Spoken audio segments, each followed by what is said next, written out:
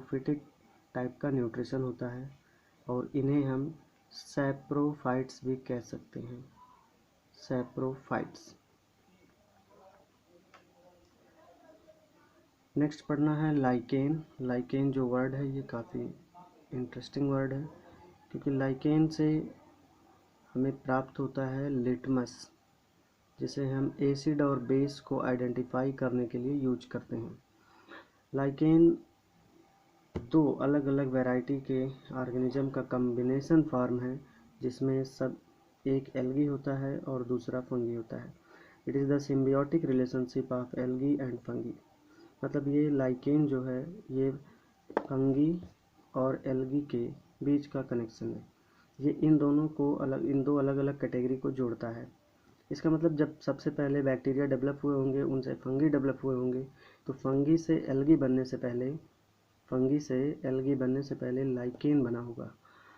जब जो lichen stage होता है, लाइकेन जो भी मिलते हैं, उस लाइकेन में हमें दो चीज़ें मिलती हैं। सबसे पहली चीज़ है एल्गी और दूसरी चीज़ है फंगी।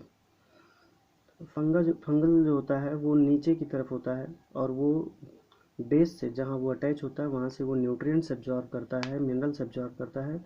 वो न्यूट्रिएंट्स और मिनरल वो एल्गी को देता है। एल्गी चूँकि ग्रीन होता है और इसमें क्लोरोफिल है, इसलिए ये ऊपर रहकर सनलाइट के प्रेजेंस में फोटोसिंथेसिस करके फूड बनाता है। एल्गी अपने द्वारा बनाया गया फूड फंगी को देता है और फंगी अपने द्वारा एब्जॉर्ब किया गया वाटर और मिनरल एल्गी को देता है, ताकि एल्गी फोटोसिंथेसिस कर सके। दोनों इस तरह से एक दूसरे की हेल्प करके अपना लाइफ सर्वाइव करते हैं। इन्हीं दोनों के कंबाइंड फॉर्म को नाम देते हैं लाइकेन। इससे हम प्राप्त करते हैं लिटमस पेपर, जिससे एसिड और बेस को आइडेंटिफाई करते हैं। एल्गी मोस्टली जितने भी एल्गी होते हैं वो ज़्यादातर ग्रीन ही होते हैं। एल्गी वैसे कई तरह के हैं, brown algae, red algae, green algae. Brown और रेड एल्गी जो हैं उनमें भी क्लोरोफिल है, लेकिन उसमें बहुत ही लेस अमाउंट में है और अलग अलग केमिकल्स हैं जिससे वो भी फोटोसिंथेसिस कर लेते हैं। फिलहाल जो मोस्ट एल्गी के बारे में हम पढ़ रहे हैं वो ग्रीन ही है, ग्रीन एल्गी के बारे में पढ़ रहे हैं। तो ग्रीन एल्गी ऑटोट्रॉफिक न्यूट्रिशन करते हैं, ऑटोट्रॉफिक में स्पेशली फोटोट्रॉफिक न्यूट्रिशन, क्योंकि इनमें क्लोरोफिल होता है और ये क्लोरोफिल के प्रेजेंस में न्यूट्रिएंट्स अपना सिंथेसाइज करते हैं और जो प्रोसेस होता है वही प्रोसेस हायर प्लांट्स में भी होता है। एल्गी और हायर या बड़े जो प्लांट्स होते हैं, जैसे कि ब्रायोफाइट्स और टेरिडोफाइट्स या फिर जिम्नोस्पर्म, एंजियोस्पर्म, जितने भी बड़े वैरायटी के प्लांट्स हैं उन सब में ऑटोट्रॉफिक न्यूट्रिशन ही होता है, क्योंकि उनके ग्रीन पार्ट्स में क्लोरोफिल नाम का केमिकल होता है जो सनलाइट को ट्रैप कर सकता है। और सनलाइट को ट्रैप करने से उसी सन की हीट एनर्जी को ये कंबाइंड कर लेते हैं वाटर और कार्बन डाइऑक्साइड को जोड़ने में। सन से मिलने वाली एनर्जी को क्लोरोफिल के जरिए ट्रैप किया जाता है। उस एनर्जी को ट्रैप करते ही प्लांट के सेल के अंदर, स्टोमेटा के अंदर, कार्बन डाइऑक्साइड और वाटर आपस में कंबाइन हो जाते हैं। CO2 और वाटर आपस में तभी कंबाइन होते हैं जब एनफ अमाउंट में सनलाइट का हीट वहाँ पे प्रेजेंस होता है। उस हीट को एब्जॉर्ब करके ये दोनों आपस में कंबाइन होके फूड बनाते हैं। उस फूड को नाम देते हैं ग्लूकोज। जब ग्लूकोज का अमाउंट रोज़ रोज़ प्लांट्स में ज़्यादा होने लगता है, तब ये प्लांट ग्लूकोज को स्टोर कर लेता है स्टार्च के फॉर्म में।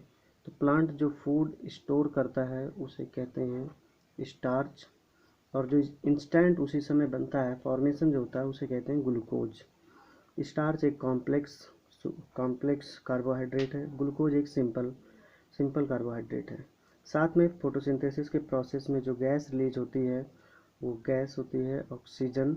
और फोटोसिंथेसिस का जो प्रोसेस है ये सिर्फ डे टाइम में होता है, क्योंकि ओनली डे टाइम में ही सनलाइट प्रेजेंस होती है।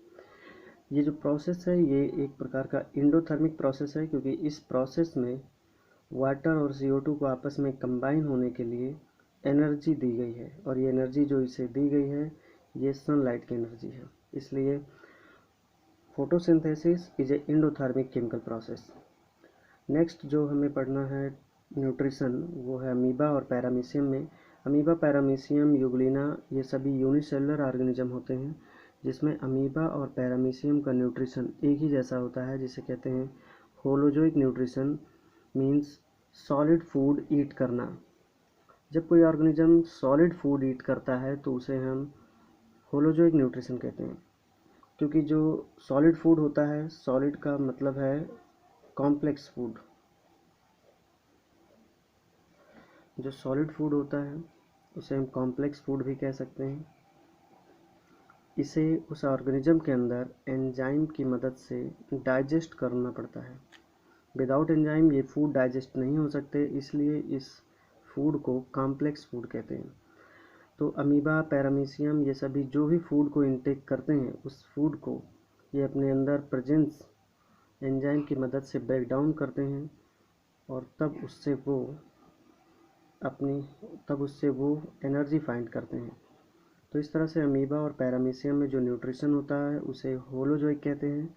होलोजोइक न्यूट्रिशन मतलब सॉलिड फूड ईट करना, उसे डाइजेस्ट करना। सॉलिड फूड का सेंस यहाँ पर कॉम्प्लेक्स फूड से है, जैसे कि कोई ऑर्गेनिज्म है, उसको मतलब इनटेक किया गया, उसके अंदर मान लेते हैं कि स्टार्च है।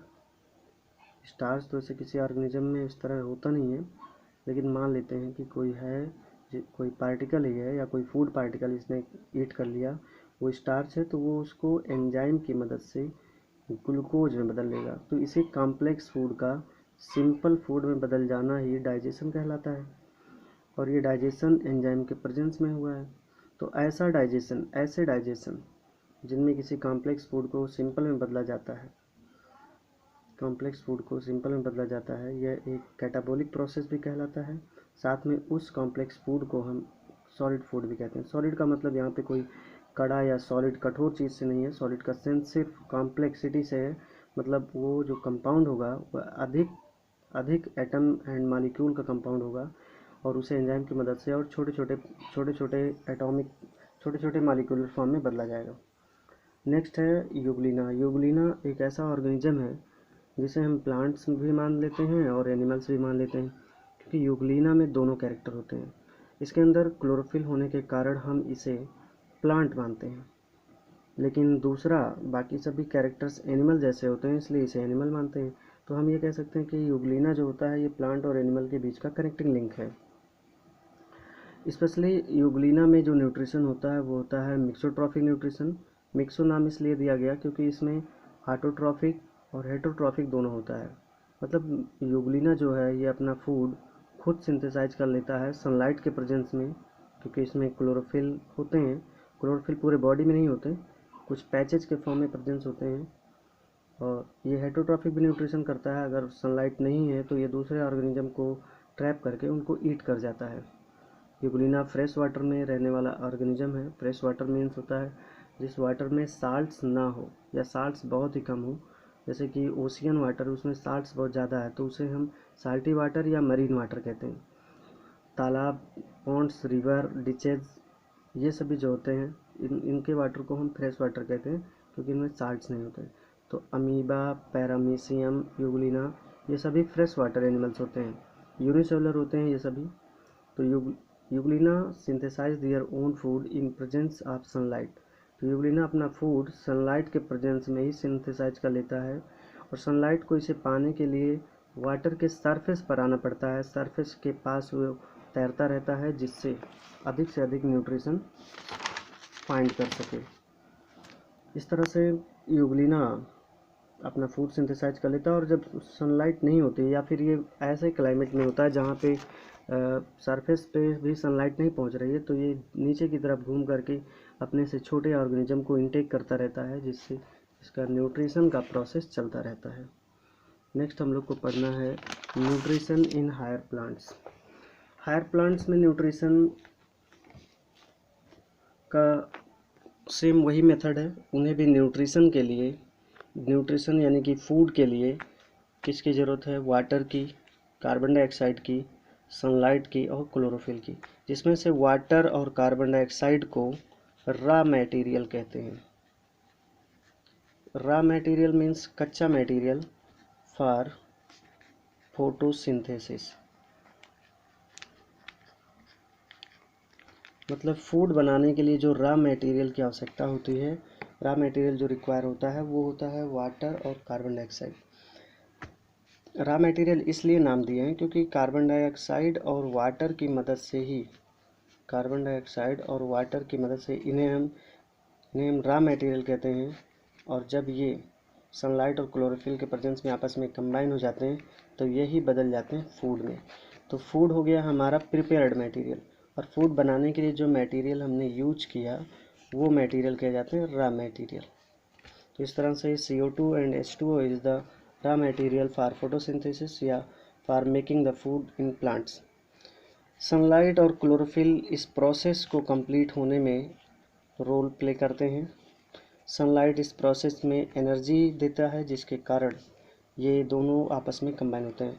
बिना हीट एनर्जी के, सनलाइट की एनर्जी के, ये दोनों कंपाउंड्स आपस में कंबाइन नहीं होंगे, और जब कंबाइन नहीं होंगे तो इस तरह फूड नहीं बनेगा। इसका मतलब जो फूड बना हुआ है C6H12O6 ये एक्चुअली में CO2 और H2O का ही कंबाइंड फॉर्म है जिसमें सन की एनर्जी को ट्रैप कर लिया गया है। जब हम इसे अपने बॉडी में इंटेक करते हैं इस फूड को, या प्लांट से फल फूल में जब ये फूड स्टोर हो जाता है, फिर हम लोग जब इसे ईट करते हैं तो हम अपने बॉडी में इस फूड को ब्रेक करते हैं, और इस फूड को ब्रेक करने के बाद हमें वही एनर्जी मिल जाती है जो सन की एनर्जी इस प्लांट ने इन दोनों को कंबाइन करने में ऐड कर दिया था। इसका मतलब इस अर्थ पे जितने भी लिविंग बींग्स हैं वो उन सब को जो एनर्जी मिलती है वो डायरेक्टली या इनडायरेक्टली सन से ही मिलती है। नेक्स्ट जो पॉइंट है वो है क्लोरोफिल। क्लोरोफिल एक कलर पिगमेंट है जो प्लांट को ग्रीन कलर प्रोवाइड करता है। प्लांट का जो ग्रीन कलर है उसके लिए क्लोरोफिल